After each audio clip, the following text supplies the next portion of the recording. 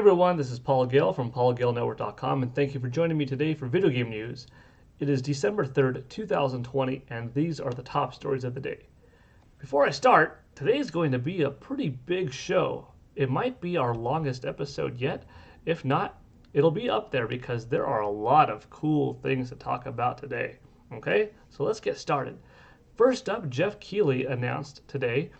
First, a little reminder that the Game Awards is in one more week. It's pretty awesome. It's December 3rd. Game Awards will be next Thursday, December 10th, live. I will be streaming it, so stay tuned for then to watch it live with me if you'd like.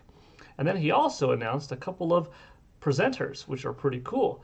Gal Gadot, of course, Wonder Woman, will be a presenter, and that's nice.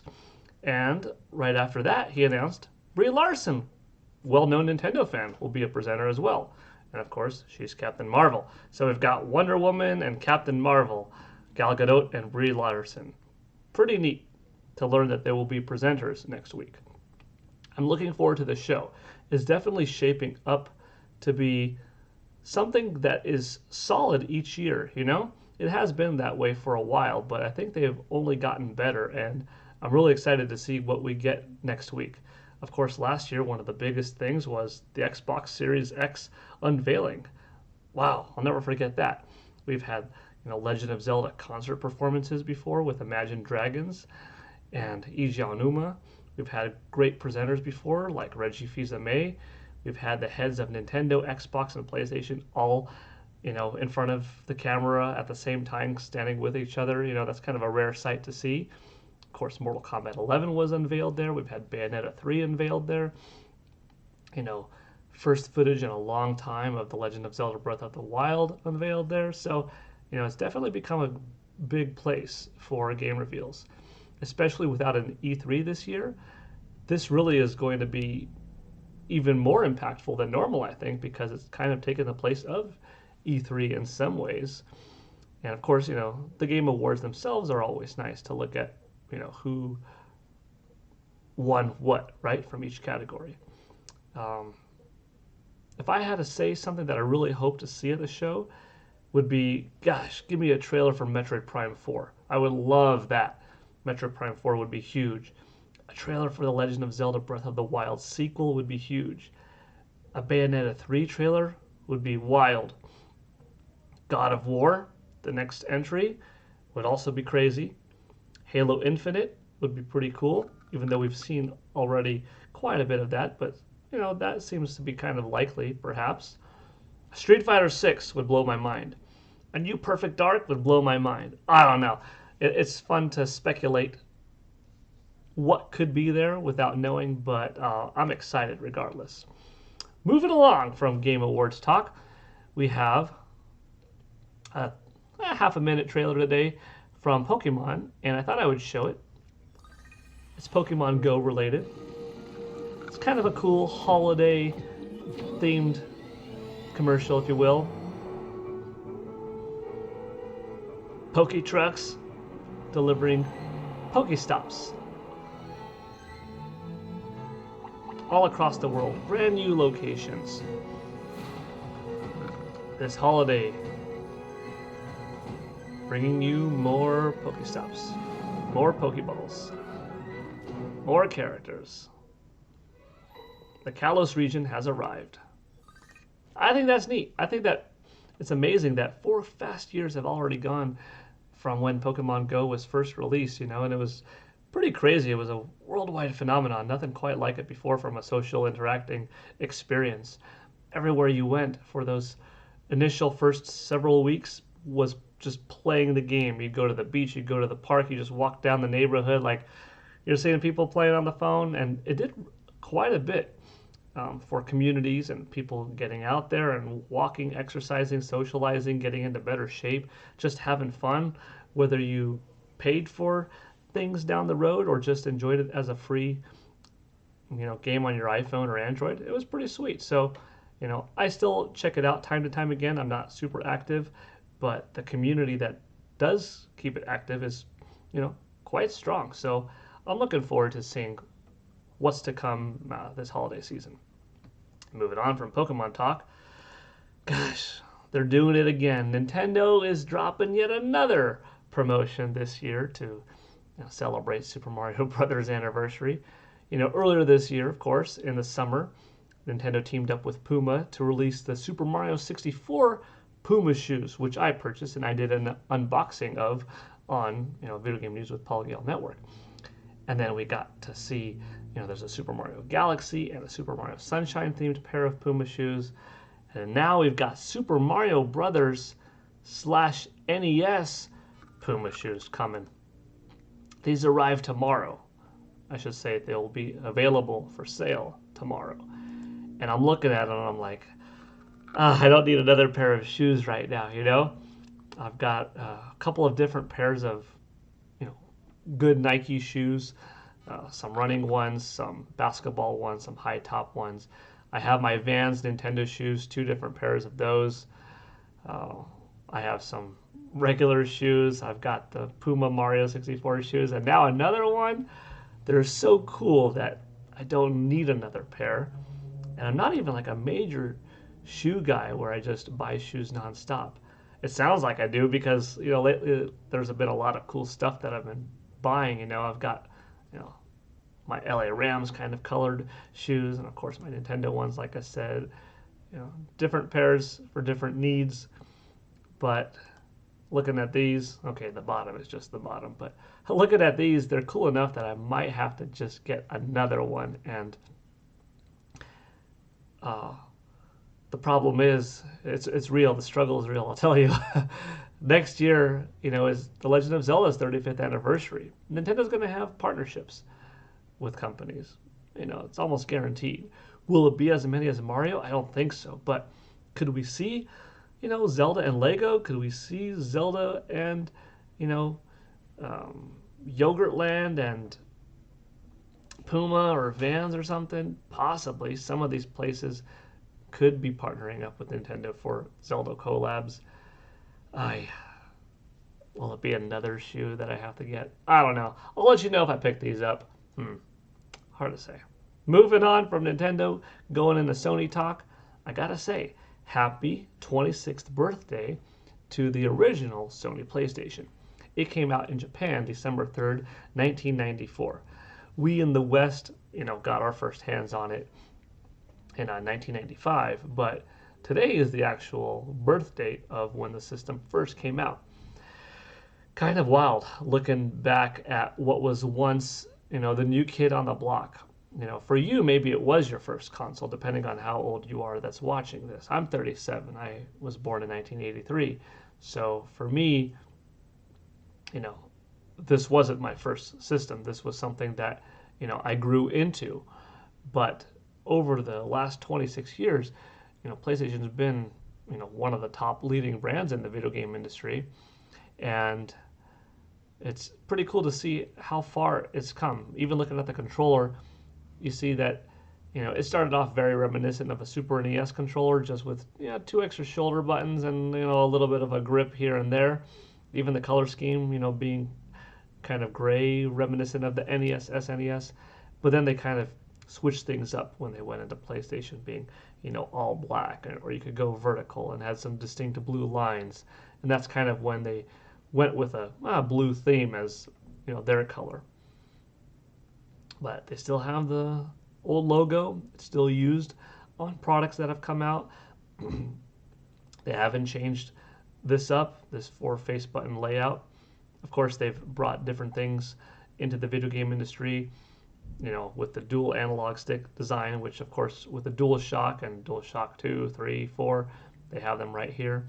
Really, the controller has stayed largely the same for 1, 2, and 3. It was in PS4 where finally it was like, okay, they curved it out a bit more.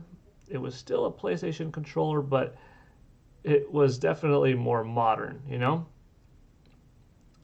Good for people who liked it, but different enough that it felt fresh. It felt better, in my opinion, than the previous iterations. And of course, it had the Sense Pad and the light tracker. And then, of course, we have the PS5 controller, which is the biggest leap forward for Sony yet.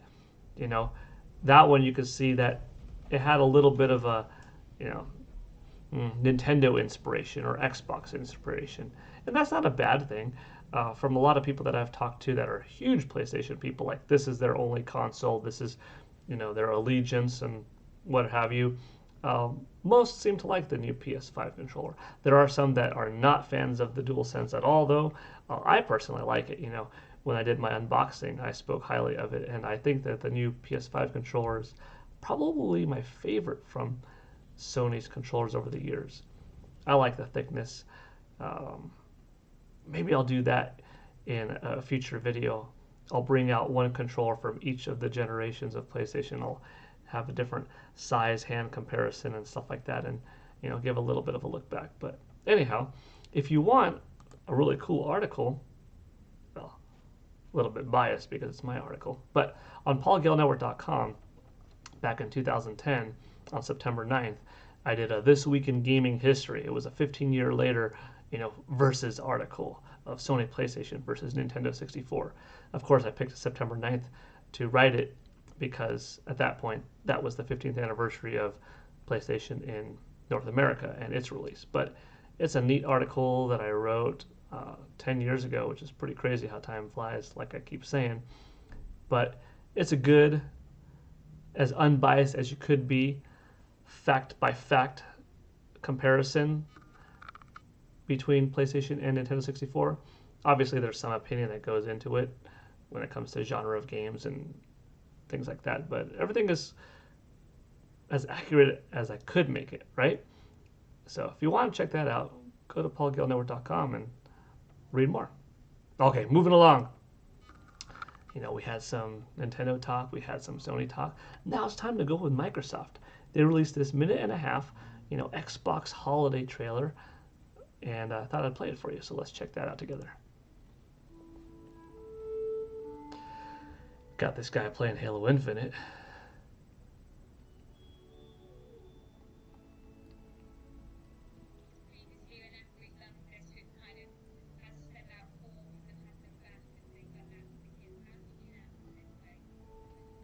No one's paying attention to the dog. Maybe a little attention. Microsoft Flight Simulator, Minecraft. You got the home console, the laptop. You got the Xbox Series X. You got the Zoom meeting on the smart device. Even the dog is going to go into dreams, right? Dreaming. Have his own adventure. That's some real dog fighting, right? It's cute. It's fun.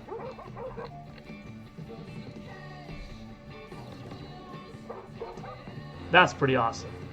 Master Chief throwing hopefully a tennis ball, not a grenade. Oh boy, it is a grenade. Oof.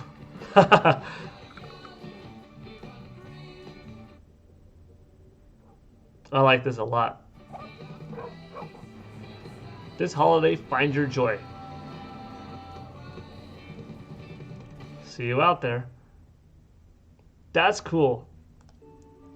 Well, let's see if we could pause it on the dog, maybe in the airplane. That's kind of cute. All right, here we go. There you go, boy. That was a fun little commercial. I liked that, and it's neat how Microsoft has grown when it comes to their Xbox brand. When they came on the scene, they definitely tried to push so hard at being cool and new and different. And I think they've succeeded in establishing the Xbox brand as being, a cool place to game, and it's been a, pretty successful series of platforms in the industry, and they've done some good things like bringing out the hard drive and really securing online gaming and high-speed online gaming, developed solid controllers, and, put out some powerful franchises under their hood, and obviously developed Xbox Game Pass Ultimate, another thing. But the image also is sharing. It's they have a friendly side where they oftentimes give props to Nintendo on the successful launch of this, or we would love to see a Legend of Zelda game, or hey, That's what we do with Banjo-Kazooie, you know. Thanks, Nintendo. We're happy to work with you with Minecraft. Let's do some cross-platform stuff. You know, the red and green commercial with Minecraft. And then even this, it's, you know, holiday joy is sort of neutral. It's not so, you know, enemy camp focused. You know, our side is better than yours. You know, they even give props to PlayStation on an exclusive, or not an exclusive, but on a successful launch of PS5 and so forth. So their image has become more and more consumer friendly, I think, where they have their demographic of like, it's cool to game on Xbox, but also, you know, we're not anti-consumer and we just want you to play games. So it's a positive message. I do like that. All right, moving on. Cool news today, fighting game news. You know, this is King of Fighters talk right here. I'm wearing a Street Fighter shirt that I got from E3 from my friends at Capcom back in the day. Pretty awesome. It's Tatsunoko versus Capcom, in fact. You know, we've got representation from both. But anyways, I thought I'd wear it because I'm talking about fighting games today. And I'm looking forward to this a lot. We're finally going to get a first official reveal trailer of King of Fighters 15 January 7th. January 7th is a cool day for me because I like celebrating my half birthday. I'm born July 7th, but January 7th is always that half mark for me, of course, you know. Everyone's got one. That's mine. So pretty cool way to celebrate turning 37 and a half with an official trailer of King of Fighters 15, which I'm really looking forward to, and Samurai Spirits. This will be the Season Pass 3 for the latter of the two. And that's also pretty neat it'll be neat to see. So, I can't wait to see it. If you want to see more of that, let me know. And if there's a live stream of this, I could definitely get it together and wake up at whatever time I need to and do it live, all right? But regardless, I will cover the news. Okay, moving on. This is something pretty neat. This is something that if you haven't read it yet, no one has talked about it yet, I think you're going to be surprised. So let me just push play.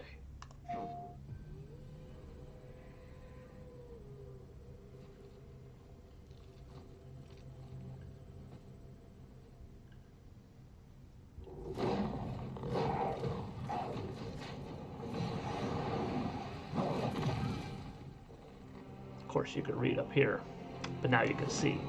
Kratos from God of War is entering Fortnite. Wow.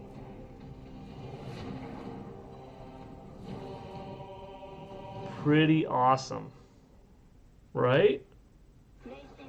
But you might be thinking, so is Kratos coming out just on Fortnite on, you know, PlayStation, or is it going to be everywhere? No, he's everywhere. Like, you could get Kratos in any version of Fortnite. That's pretty nuts. It's so crazy, in fact. Now, I haven't downloaded him yet, but I'm going to because I like Kratos. I like God of War. But imagine this. Fortnite is on Nintendo Switch. Kratos will now be in a Nintendo Switch game. In order for a character to be in Super Smash Bros. Ultimate, that character has to have appeared in a video game and on a Nintendo platform. Could Kratos now be eligible to be in Super Smash Bros. Ultimate? Could this game have Kratos and Master Chief in it and Mario? That would be crazy. He's the least likely character, but probably one of the coolest gets for that game to have. It definitely seems like the relationship between Nintendo and Microsoft is better than Nintendo and Sony. But this would be kind of a way how to bridge the gap in the industry, and, you know, people could still be fans of their specific side, but maybe people would unnecessarily stop hating the other side so much because they're like, we could see that behind the scenes, they all get along. Nintendo, Microsoft, Sony, they have their rivalries. Yeah, nobody is, you know, best friends. They all want to be, you know, the winner at the end of the day, but it's not like this, you know, hatred. You go online and sometimes you see tons of, you know, hate being thrown at the other one. Oh, Xbox sucks. Oh, PlayStation sucks. Oh, Nintendo sucks.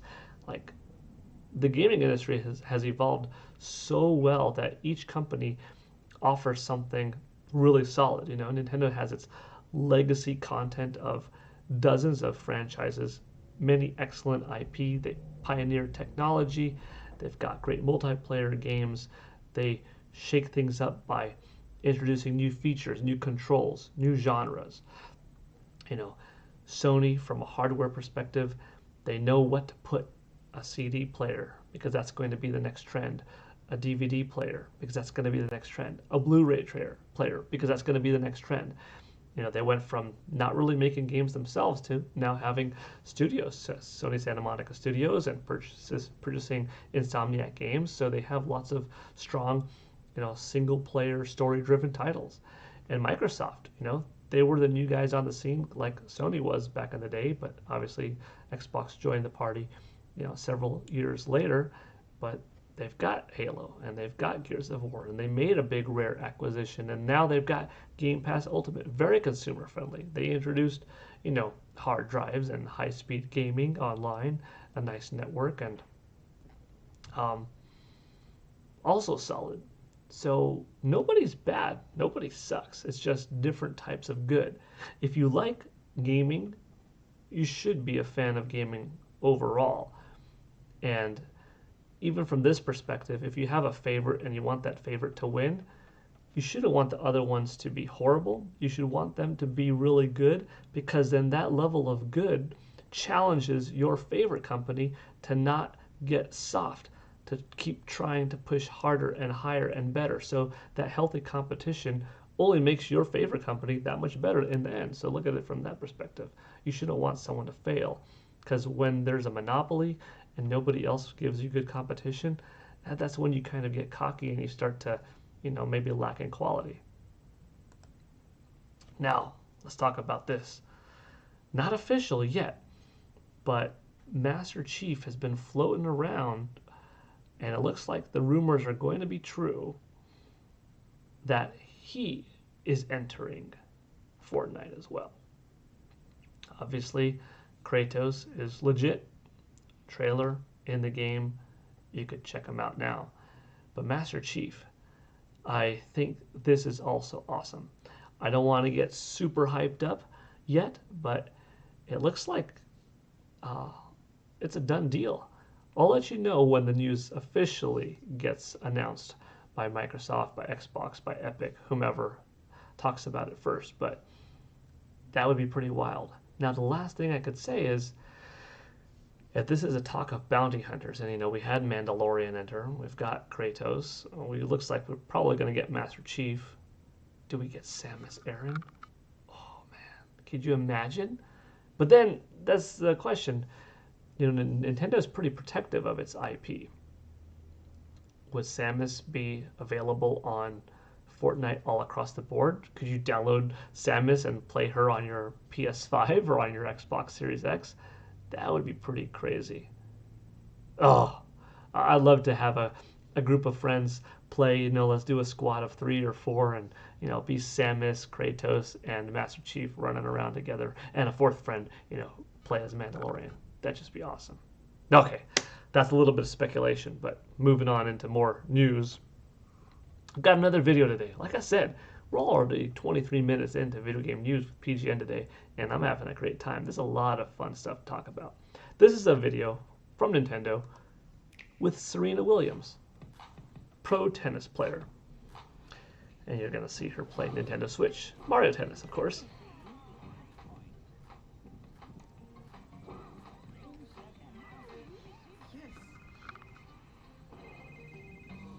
Hey, Derek. Hey, I'm almost there. Start warming up. Just Dance.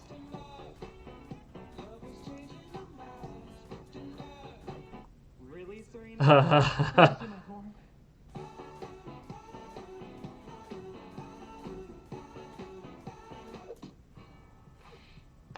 Fitness boxing too.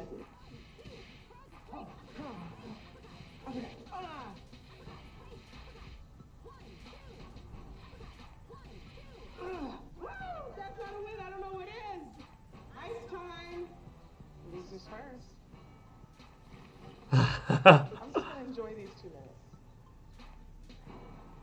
Yes. Need more ice? Proving who's best? That's my way to play. It's pretty funny, right? I like this My Way to Play commercial. Loses first. So, you know, I like when celebrities team up with different video game companies to do these types of commercials. You know, I said previously that, Brie Larson, when she does a commercial, it's known that she's a huge Nintendo fan. So it's not just, oh, I'm doing it because it's a money thing. I'm doing it because, I love Nintendo and yeah, I'm getting paid too. But regardless of whether the celebrity is a big fan or not, it's still cool to see because they do have big audiences and whatnot. So, hey, it brings more attention to the video game industry, and I'm down with that. I hope Serena Williams had a legitimate fun time. It looks like, she's got a good smile, and the trainer looks like he had a fun time going into the ice. So I just wanted to share that. All right, moving up next.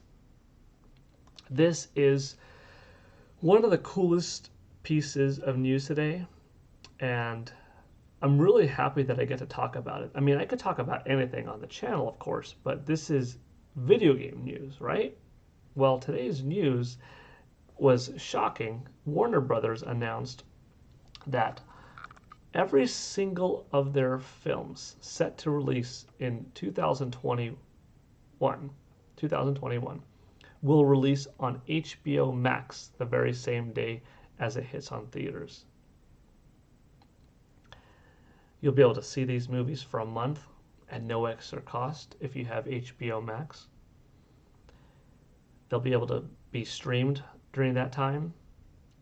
Then the movie will continue in its theatrical run. Obviously, we don't know yet how 2021 is going to unfold with coronavirus, vaccine, social distancing, mask wearing, numbers going to go up, going to go down. Is COVID-19 going to get stronger, weaken up? It's hit a lot of businesses hard, obviously. It's hit the movie industry.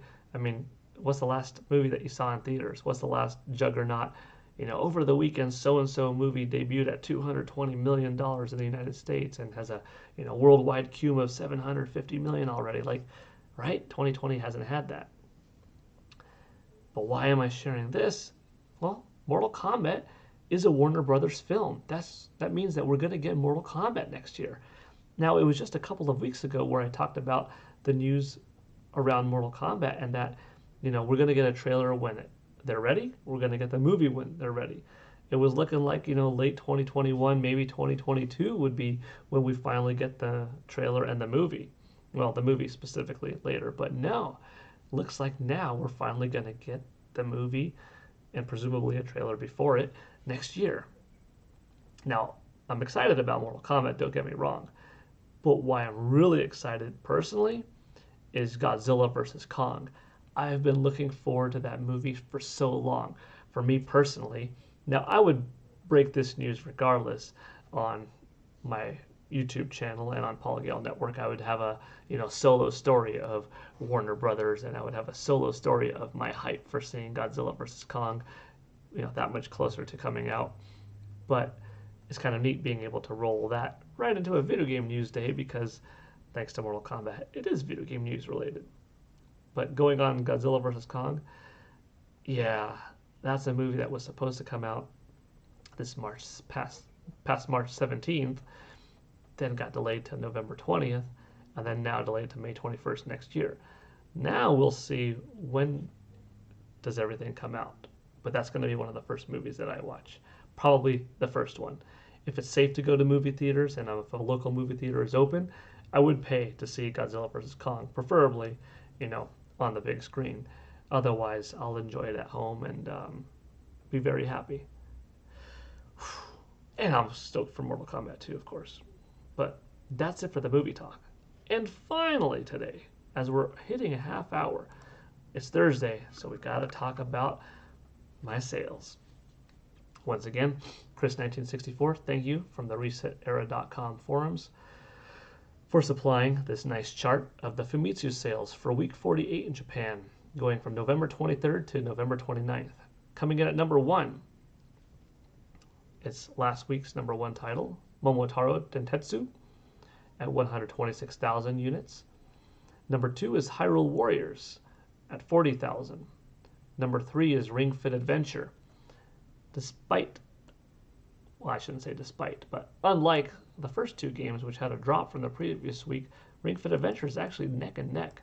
Last week it did just about that number, plus or minus a couple hundred units.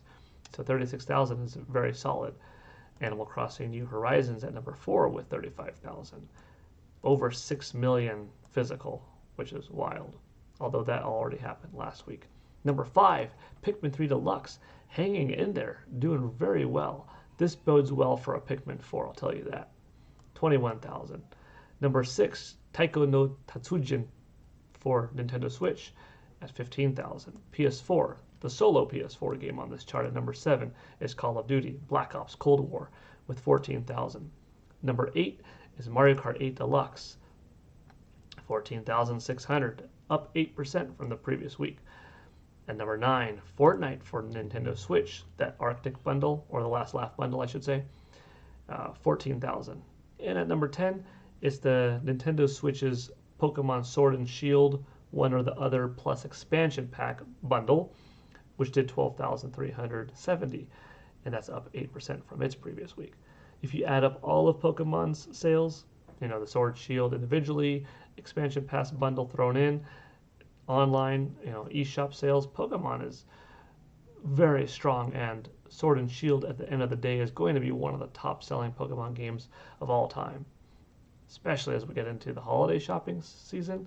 December's numbers should be higher than November's for Pokemon. And moving into hardware, last but not least, we have a look. Nintendo Switch was number 1 this week with 140,000.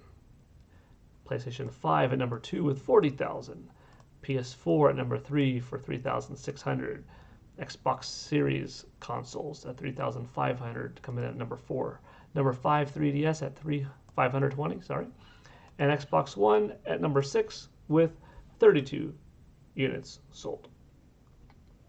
If you look at these numbers, they're respectable, nothing extraordinary, but you do see that, Nintendo Switch was outperforming itself from the previous year pretty much all year round. There were a few weeks here and there like, in 2019, this is when Nintendo Switch Lite came out, so that week in 2019 was higher than that respective week in 2020. But for the most part, Nintendo Switch was outperforming, itself from 2019 all year in 2020. Now, as we're getting into the holidays, yes, Japan does have Hyrule Warriors Age of Calamity, but there aren't a lot of other, big Japanese-centric Nintendo exclusive games for the November or December holiday shopping periods. So, Nintendo's really resting on Animal Crossing, evergreen titles, and, some bundles to carry Japan for the rest of 2020 and the holidays.